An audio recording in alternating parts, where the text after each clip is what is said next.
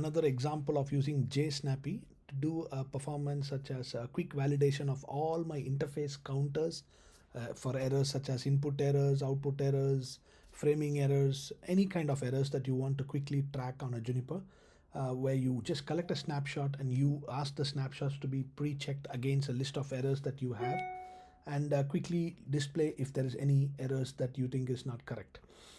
Again, a pretty handy tool that can be used. In this example, I'm first demonstrating the YAML script that I'm referencing, which calls a device, and then I'm trying to get the interface YAML errors recorded and then perform a check against my predefined values. So when I say predefined values, here it is. The interface errors YAML file is looking for all types of interfaces, which is GE, XE, ET, from 0 to 9. You can update according to the interfaces that you have.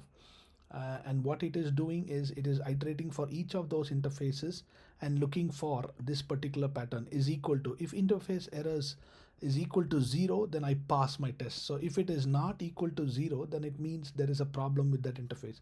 Likewise, I'm doing it for all different types of errors. As you can see here in this example, if you don't want any particular counter to be checked, you can comment them.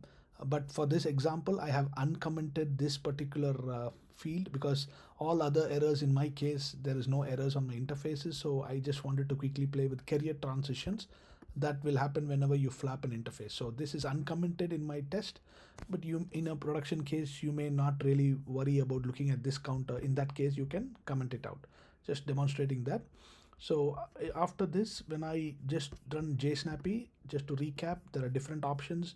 You can do a snap, pre, post, and then you could do a check to compare the pre and post. We've already seen diff on another video where we do a diff of quick config checks. Now the one that we are focusing in this video is snap check. What it does is it does a snapshot collection of the data and then checks against your interface conditions and displays if the test is a pass or a failure. Now when I run that, here it is. So JSNAPY, I do a snap check, collect the snapshot and check against this interface error YAML script. So it connected to the device. As you can see, it's trying to collect all the XE, ET interfaces, and you can straight away see that it is said that all interface errors, resource errors, they're all 0 according to the condition. So they've all passed, but there are a few things that have failed. So these interfaces that are listed here all have carrier transitions. The carrier transition is not 0 because that is the criteria of my script.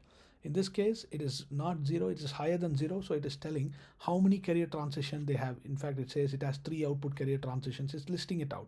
So again, a quick check that you could do. And then you can see failed, all output interface error carrier transition is not equal to 0, 21 values matched, 9 values failed. So 9 values failed is 9 interfaces. You can see there 9 interfaces, and 21 is the total number of carrier transitions. Now the result of the test is failed because carrier transition criteria is not met. So now what I do is I quickly log back to the router and I do a clear interface statistics all, which will also clear the carrier transitions back to 0. And I just quickly run the same check, snap check for this file, and now you see I have no errors.